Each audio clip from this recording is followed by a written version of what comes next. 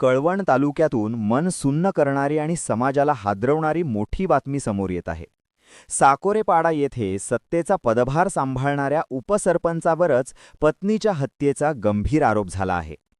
दारूच्या नशेत पतीनंच आपल्या पत्नीचा निर्घृण खून केल्याची धक्कादायक घटना आज पहाटे उघडकीस आली असून या घटनेनं संपूर्ण परिसरात खळबळ उडाली आहे.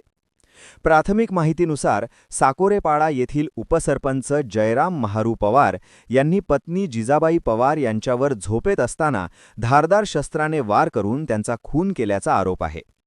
दारूच्या व्यसनामुळे दोघांमध्ये वारंवार वाद होत असल्याची माहिती समोर येत आहे.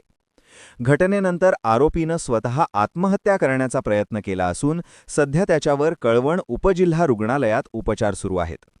घटनेची माहिती मिळताच कळवण पोलिसांनी तात्काळ घटनास्थळी धाव घेत तपास सुरू केला आहे.